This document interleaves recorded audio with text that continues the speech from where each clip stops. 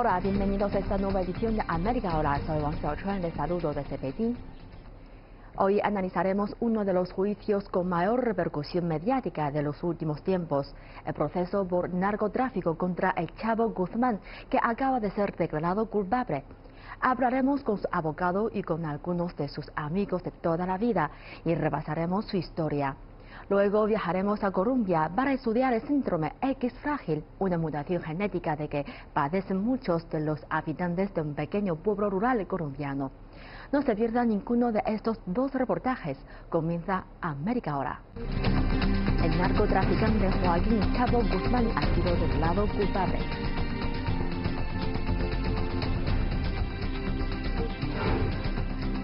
El síndrome X frágil en un pequeño pueblo rural de Colombia.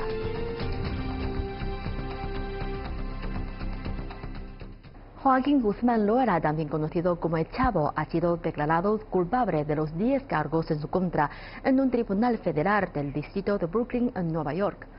Se espera que durante la audiencia de sentencia, Guzmán Loera, de 61 años de edad, sea condenado a cadena perpetua sin posibilidad de libertad condicional. La audiencia está programada para el 25 de junio. La Fiscalía estadounidense asegura que el Chapo traficó miles de millones de dólares en drogas ilegales hacia territorio estadounidense. No obstante, él se declaró inocente y su defensa asegura que no se trata del líder de un cártel de drogas, como lo retrata el gobierno estadounidense. En el Bajo Manhattan se ubica una cárcel federal de alta seguridad que alberga en su interior a uno de los narcotraficantes mexicanos más temidos en su día. Ahora está rodeado por enormes rascacielos, pero él procede del estado mexicano de Sinaloa, una región gravemente aquejada por el narcotráfico. Un territorio virtualmente impenetrable en el que el crimen organizado lleva operando casi un siglo. Se trata de Joaquín Guzmán Loera, mejor conocido como el Chapo. Recibió este apodo por su baja estatura. En distintas ocasiones fue uno de los fugitivos más buscados en todo el mundo. En 1993 fue capturado y enviado a prisión en México, pero logró escapar de las autoridades en una camioneta del Servicio de Lavandería. Luego volvió a ser aprehendido en 2014, para poco después fugarse nuevamente a través de un túnel cavado por miembros de su cártel. El 8 de enero de 2016 la policía volvió a capturarlo en un operativo sorpresa en una de sus casas de seguridad, en su natal estado de Sinaloa. Poco más de un año después, México lo extraditó a Estados Unidos, a donde llegó acusado de liderar el todopoderoso cártel de Sinaloa, organización que presuntamente traficó miles de millones de dólares en narcóticos ilegales hacia Estados Unidos. Para el juicio contra Joaquín Guzmán Loera ha sido necesario cerrar al tráfico el famoso puente de Brooklyn antes del amanecer para que un convoy policial fuertemente armado pudiera transportar al Chapo a un juzgado federal, también en Brooklyn. El jurado, celosamente protegido, ha escuchado el caso expuesto por la Fiscalía estadounidense. El Chapo habría percibido más de 14.000 millones de dólares como líder del cártel de Sinaloa. Los fiscales trataron de probar esta acusación por medio de conversaciones telefónicas grabadas en secreto y de testimonios de otros narcotraficantes.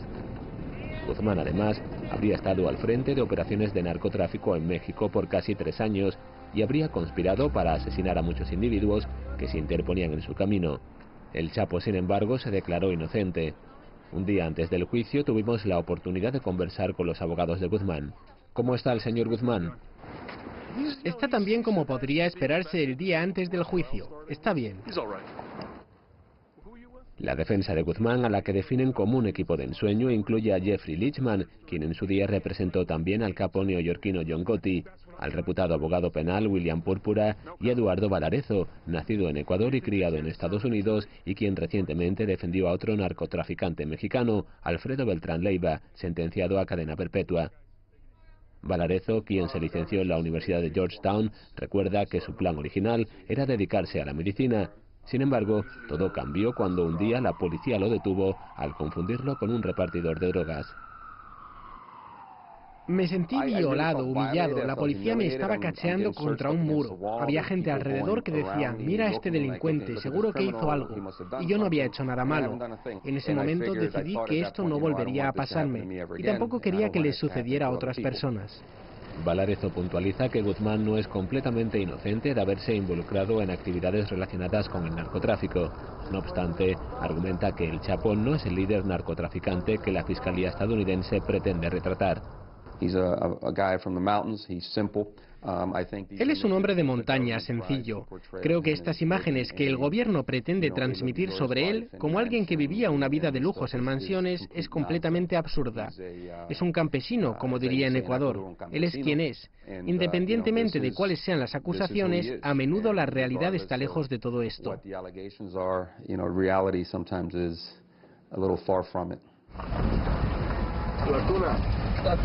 Guzmán Loera nació hace más de 60 años aquí, en La Tuna, un empobrecido poblado en medio de las montañas de la Sierra Madre, en el estado mexicano de Sinaloa. Él recuerda que comenzó a vender naranjas para apoyar a su familia. Eventualmente, y como todavía sucede, terminó dedicándose al cultivo y el tráfico de marihuana hacia Estados Unidos. Guzmán afirma que en aquellos días él no hacía nada más que vender marihuana. Sin embargo, no ha ayudado a la defensa la reunión de Guzmán con la actriz mexicana Kate del Castillo y el actor estadounidense Sean Penn, poco antes de la captura del Chapo, durante la cual discutieron sobre la realización de una película biográfica. Guzmán presuntamente habría afirmado en ese encuentro que él era uno de los mayores narcotraficantes en todo el mundo.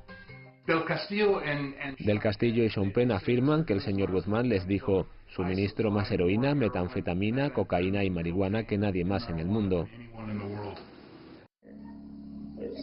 La manera de tener para comprar la comida, para sobrevivir, es sembrar amapola, marihuana. Francamente, lo que él dice en el vídeo casi forma parte de un guión. ¿Qué es lo que Kate y Sean Penn hacían allí? Ellos querían hacer una película. Nadie se iba a interesar en el filme si él decía: oigan, hice algo hace 30 años, pero ya no en la actualidad. El vídeo es algo por el estilo, es más bien un guión. Entonces, básicamente, él les estaba diciendo lo que querían escuchar. Era un guión. Si miras el vídeo, ves a un tipo que viste una extravagante camisa azul a rayas. ¿Crees que se trate del cerebro de una operación criminal? Parece más bien un campesino que acaba de salir de su granja y que se vistió especialmente para reunirse con los gringos.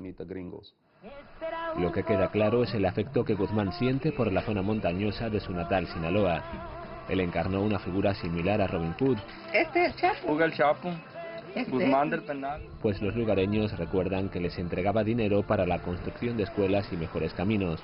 Guzmán era especialmente reverenciado por cultivadores y traficantes de marihuana, quienes construyeron varios escondites para el Chapo en diversas localidades en la Sierra Madre, que incluso contaban con pequeñas capillas como esta, para que su madre rezara mientras estaba prófugo de la justicia. Don Mariano es uno de los amigos de toda la vida de Guzmán. Se trata de un cultivador y traficante de marihuana. Varios de sus hijos se dedican al narcotráfico. Tiene 40 nietos. Don Mariano ofreció esta entrevista sobre el Chapo cuando éste huía de la justicia en estas montañas, en donde se movía constantemente en avioneta para eludir a sus captores. Pues fue un buen hombre, ¿no? Pues muy buen hombre, muy buen amigo. Se dice que uno de los hijos de Don Mariano, conocido como El Gordo, también traficante de marihuana, era uno de los más despiadados sicarios de Guzmán. Aquí El Gordo aparece durante una de sus operaciones para contrabandear marihuana hacia Estados Unidos. Luego revela dónde estaba una de las guaridas de Guzmán, debajo de este poblado. La calle Chapo Guzmán. Los guachos parpajaron aquí. Menciona que 15 minutos antes el ejército mexicano allanó el lugar, pero que Guzmán logró huir en una avioneta que despegó desde una pista improvisada en la localidad. Él se fue en una avioneta. Estas imágenes del Gordo en medio de sus cultivos de marihuana acompañado de sus hijos serían las últimas en las que apareciera con vida, ya que posteriormente fue abatido en una emboscada planeada, de acuerdo con sus familiares, por los enemigos del Chapo Guzmán. Don Mariano sufrió mucho por la muerte de su hijo. De acuerdo con él, el asesinato de su hijo es el tipo de acto que en estos lugares desencadena una serie de venganzas. pero don Mariano apunta que dichas venganzas, en su mayor parte asesinatos, no fueron ordenadas por Guzmán, como afirma el gobierno estadounidense. Don Mariano asegura que él mismo estuvo al frente de esos asesinatos a su propia discreción, asegura, para vengar la muerte de su hijo y de otros familiares suyos a lo largo de los años. El mismo don Mariano ha recibido varios disparos por parte de sus enemigos. Además, asegura que ha matado a más de una decena de ellos en lo que lleva de vida. 13. 13 hombres matas. ¿Usted? ¿Sí? ¿Con rifle? Con rifle, sí. A pedrada no la sigue. ¿Necesita permisión de él primero o no? No. A mí no me han ocupado para eso, no. Si le mata un hijo, pues si no hay nada, porque a tiro sea culón. La leyenda del Chapo Guzmán en estas montañas de Sinaloa le sugiere a las autoridades estadounidenses que él era el líder de ese cártel y que además controlaba rutas clave para el tráfico de drogas a lo largo de la frontera entre Estados Unidos y México. ¡De Nogales, Sonora! Por ejemplo, esta, en la frontera entre la ciudad de Nogales, Arizona, en el lado estadounidense, y Nogales, Sonora, en el mexicano. Aún en la actualidad, muchos mexicanos aquí desearon buena suerte a Guzmán en su juicio en Estados Unidos. Un saludo para el Chapo Guzmán. Un saludo también para el Chapito Guzmán. Me respeto para el mejor. Chapo Guzmán, mis saludos y mis respetos. Y adelante, mejor. Cuídate mucho. Las autoridades estadounidenses consideran que la captura y el juicio contra Guzmán suponen un duro revés para el flujo de drogas a través de la frontera. Sin embargo, para muchos en el negocio del narcotráfico, este no es el caso. Por ejemplo, este narcotraficante asociado con el cártel de Sinaloa considera que el tráfico de drogas hacia Estados Unidos nunca ha sido más intenso. Eso es cocaína en polvo. Este es cristal. Es metanfetamina. Estos son Percocets. Ahí está la marihuana. Esta entrevista tuvo lugar a solo una cuadra de donde había agentes fronterizos y soldados estadounidenses al otro lado del muro fronterizo. ¿Ha cambiado algo desde la captura del Chapo Guzmán? No, es lo mismo. ¿Y las drogas siguen pasando a través de la frontera todos los días? Sí, cruzan la frontera todo el tiempo. ¿Más o menos que antes? Más. ¿Más? Sí. Después de la captura del Chapo. Así es, cada vez llega más y más mercancía y hay más túneles. Tengo a gente que asegura ante la cámara que nada ha cambiado. No, no lo creo y no va a cambiar. Porque una de las cuestiones que mencioné anteriormente, algo a lo que hay que hacer frente en la llamada guerra contra las drogas, no solo es la demanda en este país en particular, sino la pobreza y la falta de oportunidades para las personas en otros países que se han visto involucrados en el mundo de las drogas. Uno realizará una y otra vez cualquier actividad que ofrezca dinero. ¿Por qué? Porque da dinero. Entonces, para que quede claro, tras el juicio del Chapo Guzmán, ¿qué es lo que cambiará? Nada, nada. Será exactamente lo mismo. Nada cambia. Creo que esta guerra contra las drogas que Estados Unidos aspira a ganar y en la que continúa participando es inútil.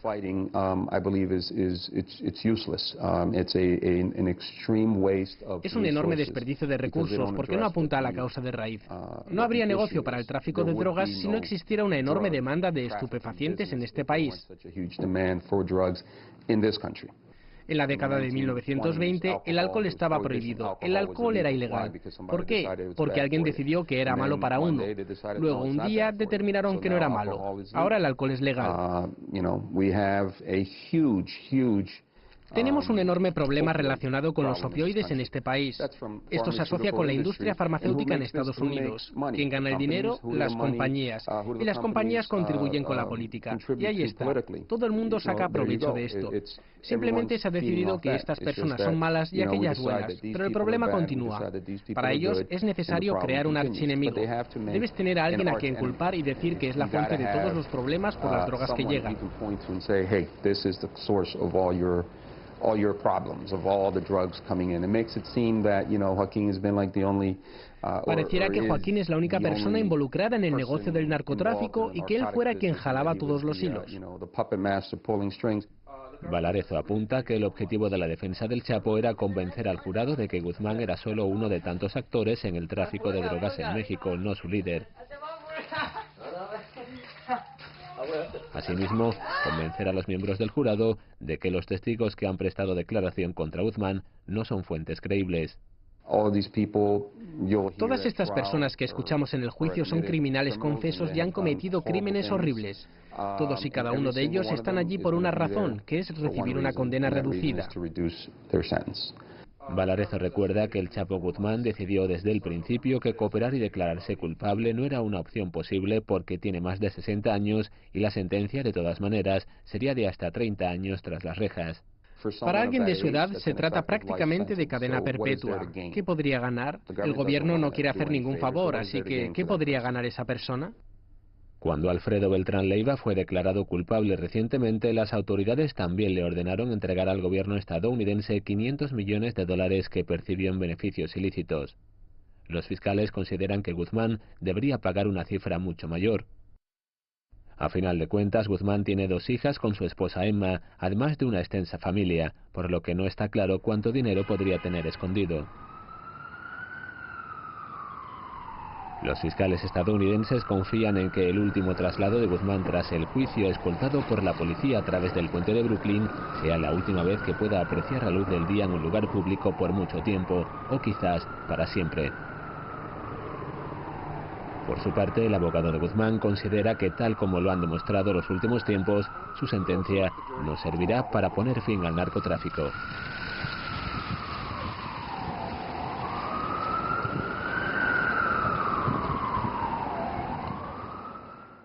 Durante décadas, un pequeño pueblo rural de Colombia fue conocido por ser el hogar de residentes extraños que mostraban un comportamiento diferente.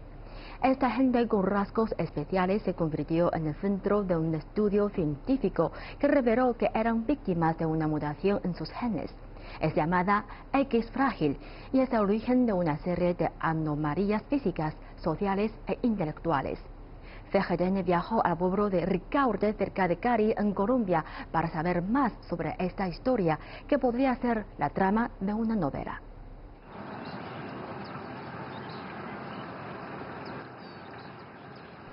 A 3 horas de la ciudad colombiana de Cali se encuentra una localidad con una historia que podría haber salido de una novela. Durante años el lugar ha sido conocido como el pueblo de los bobos. Porque habían siempre bobos y como andaban en la calle, ya no los escondían sino en la calle, a toda hora. Mi niña, 35 años. Mercedes Triviño, de 82 años, nunca se sintió ofendida por la descripción de su pueblo natal. Ella fue una madre paciente de 8 hijos y nunca cuestionó por qué algunos de sus hijos parecían tener ciertas deficiencias de aprendizaje. Otros, como Héctor, tenían dificultades físicas. Se movía mucho y todavía una movención ahí, y no puede estar quieto. Y Jair era con mucha rabia, como no lo toleraba a nadie, si le hablaban contestaba lo más de feo. Pues no tenía la menor idea de que sus hijos tenían una condición genética llamada síndrome del X frágil o síndrome de Martin Bell. Los síntomas iban de anomalías físicas a deficiencias sociales e intelectuales. La mayoría de ellos no logran leer, no logran escribir, algunos pueden llegar a contar monedas o hacer algunas operaciones, digamos, con billetes, pero no es que puedan desarrollar las 4 operaciones básicas matemáticas. Además, en algunos casos pueden llegar a tener algunos comportamientos agresivos, digamos, con sus compañeros. Seguimos trabajando en... El doctor Saldarriaga Gil, un genetista médico de la Universidad del Valle en Cali, ha estudiado el síndrome durante décadas. Explica que el síndrome X frágil es causado por una mutación en un gen del cromosoma X. Y este produce una proteína, la cual tiene unas importantes acciones en el cerebro, que están relacionadas con los mecanismos de excitación e inhibición en el cerebro. A nivel mundial es la causa principal de discapacidades intelectuales hereditarias. De acuerdo con estimados, 1 de cada 4.000 hombres y 1 de cada 6.000 mujeres presentan este padecimiento. El X frágil es la causa más común de autismo, por lo que se ha convertido en el foco de desarrollo de medicamentos. la primera causa genética de autismo es síndrome X frágil, así es que cuando se tiene un paciente con autismo se debe sospechar en el síndrome X frágil. Marino, ¿cómo estás? Bien. Bien, ¿sí? ¿Cómo te fue en el examen? ¿Te dolió mucho? ¿No? ¿Cómo se llama usted? Marino. Saldarriaga ha enfocado sus estudios en Ricaurte, que es quizá uno de los mayores grupos de gente con el síndrome. Leonisa Gutiérrez es dueña de un restaurante en Ricaurte y sus 6 hijos y otros 4 miembros de su familia tienen el síndrome X frágil. Principiando de que no se sabía que esa enfermedad era pues que se podía controlar con ellos en una forma o en otra, ¿cierto? No lo había, ahora sí la hay, porque yo creo que ahora llevan los niños a un centro o a una institución y allá ellos aprenden así sea a pintar. Ricaurte es un pueblo rural que durante años solamente tenía una escuela primaria. Los niños con discapacidades no podían obtener la atención que necesitaban. Saldarriaga Gil ha estado visitando Ricaurte desde los 4 años de edad, ya que su familia pasaba las vacaciones en el lugar. Siempre existió una pregunta que fue ¿por qué hay tanto tonto en Ricaurte? A esa pregunta habían respuestas de la comunidad misma, respuestas simples, entonces se decía que había brujería, entonces que mujeres que querían enamorar hombres les daban alguna pócima y esta pócima se les iba a la mano, había una sobredosis, entonces el hombre en vez de quedar enamorado quedaba con discapacidad intelectual, hacía parte de la historia. También se dice que hay es cierto, ¿no?, que hay una mina de magnesio y una montaña rica en magnesio, a través de la cual nació una quebrada y esa quebrada traía el agua al pueblo. Saldarriaga se sentía intrigado y conmovido por las familias. En los 90 decidió hacer de estas interrogantes y otros temas relacionados el trabajo de su vida. Los cuidadores sufren, una mujer que tiene 2 hijos con síndrome X frágil, piensa qué va a pasar con sus muchachos cuando ella desaparezca. Esas personas tienen una carga muy importante, esas personas están afligidos porque no es fácil usted tener una vida, desarrollar sus proyectos productivos cuando tus 2 hijos tienen más de 25 años y tienen una discapacidad intelectual. Pues te da un poquito... Esta es la gran incertidumbre para Xiamar, de 70 años, quien vive con sus 3 hijos con X frágil. Tiene 8 nietos que pueden ayudar, pero sabe ahora que incluso uno de sus bisnietos tiene el síndrome. Uno cuando es joven y quiere tener hijos, uno sueña con unos hijos, diga usted como usted. Pues no quiero meter a Dios, ¿no? Porque no es Dios. No es Dios el que hace las cosas así, porque Dios quiere todo lo bueno para el ser humano. Pero no se puede culpar porque si uno es así, la enfermedad la tiene, es el cuerpo humano, ¿no? Entonces no hay ¿qué más puede hacer uno? Aceptar, porque echar para atrás, ¿cómo hace? Bueno. No saber qué era lo que afectaba a sus familiares significó años de gastos en doctores. Entonces llegó la época de que él se enfermó y yo gasté mucha plata, o sea, lo que tenía lo vendí para invertirlo en médicos, pero más sin embargo los médicos nunca le descubrieron qué era. Todo eso cambió cuando el joven convertido en el doctor Saldarriaga regresó al pueblo a visitar a las familias que conoció en su niñez. Por aquí estuvimos conversando, yo me acuerdo cuando usted me contó la historia, ¿cómo se llama su hijo, el muchacho que tiene alguna discapacidad auditiva? La pérdida del oído, sí, mucha penicilina. ¿Usted se acuerda cuando me contó eso? Sí, hace mucho rato. Por aquí, eso fue por ahí en el año 97, 98. Sí, estamos hablando de 20 años. 20 años más o menos, sí. Sus estudios generaron un diagnóstico que le dio a estas familias paz y al mismo tiempo un sentido de propósito. Pues había que participar porque si no, él nunca iba a descubrir nada, por eso pues nosotros estuvimos asequibles a lo que él decía, de que un examen, que exámenes de sangre, que exámenes de no sé qué, y él trajo otros médicos también, y trajo enfermeras, bueno, él ha traído cantidad de investigadores para llevar esos exámenes a su laboratorio y hasta que descubrió, no sé cómo lo hizo. En marzo de 2018, Saldarriaga y sus colegas reportaron que al menos un 5% de los residentes del pueblo portaban el X frágil o sus permutaciones menos severas. Y le pareció que los pacientes debían saber que no hay una cura, pero que algunos estudios pueden ayudar a entender cómo disminuir los síntomas. Hay múltiples medicamentos que pueden ayudar a aminorar los síntomas, a que los síntomas sean menos severos. Me explico.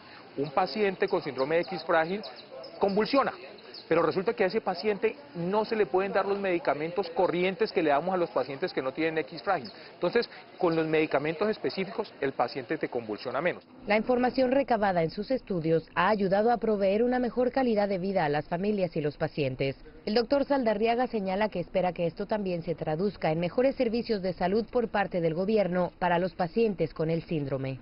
El hecho de que los residentes del pueblo compartan el mismo ambiente y contextos genéticos similares convierte a Ricaurte en el sitio perfecto para estudios y pruebas de teorías médicas. Ricaurte es una población dedicada a la agricultura, donde tendremos múltiples pesticidas utilizados en estos elementos y hacemos postulaciones como, por ejemplo, que estos pudieran estar afectando y que los síntomas y el fenotipo pudiese estar más acentuado que donde no hay este tipo de componentes. Claro, esto hay que probarlo, estas son hipótesis que nosotros desarrollamos. De 2015 a 2016, el doctor y sus estudiantes recolectaron muestras de sangre de aproximadamente 80% de la población, lo que les permitió crear un mapa genético que abarca 9 generaciones y 458 individuos. Este es el heredograma de Ricaurte, es uno de los heredogramas más grandes del mundo en los que se ha podido documentar una enfermedad genética a través de pruebas moleculares. Esta información se construye a través de conversar con los integrantes de las familias, se hacían las mismas preguntas, las mismas conversaciones, al menos con 3 integrantes para poder confrontar la información que se producía.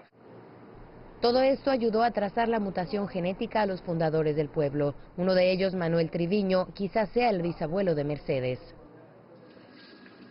Mercedes espera que la investigación ayude a las familias a tomar decisiones reproductivas en el futuro. Han sabido muchas muchachas, por lo menos, que se pueden hacer examinar para ver si pueden tener familia o no. Que se den cuenta cómo hacen para tener los hijos, que se hagan examinar las muchachas. Por ejemplo, Francia mismo se hizo examinar, la que tengo. Sí. Y lo mismo las nietas. Una vez al mes, Saldarriaga hace el viaje de 3 horas a Ricaurte para visitar a los residentes con X frágil y realizarles revisiones y monitorear cualquier complicación. Mercedes ha recibido medicamentos para su hija con autismo. Que ella como que se le abrió un poco la inteligencia, entiende más ya y todo. Hasta pensábamos haberle dicho que nos traía otras para darle. Es difícil saber qué resultará de los estudios médicos. Pueden tomar años y los resultados pueden ser inciertos, pero lo que motiva al doctor Saldarriaga Gil es la calidez de los residentes del pueblo. Creo que la universidad pública, la Universidad del Valle están para eso, para acercar a la investigación, los conocimientos, a resolver problemas de las comunidades. Así es que lo que me motiva es poder ayudar a la gente a través de la plataforma de la universidad y por demás me siento feliz. El doctor Saldarriaga Gil dice que después de todos estos años considera a Ricaurte como su segundo hogar, donde ha crecido profesional y personalmente a través de las relaciones con sus pacientes.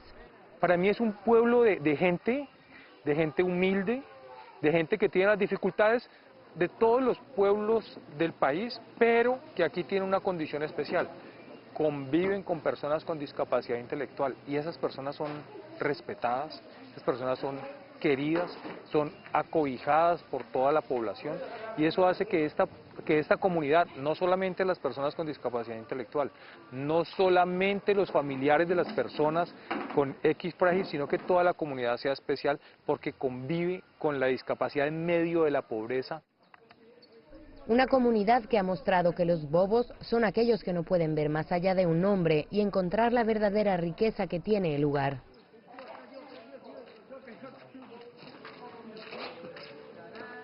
Con todo esto terminamos esta edición de América Ahora. Gracias por sintonizarnos durante esta media hora. Soy Wang Xiaochuan, Beijing. Nos vemos en la próxima edición.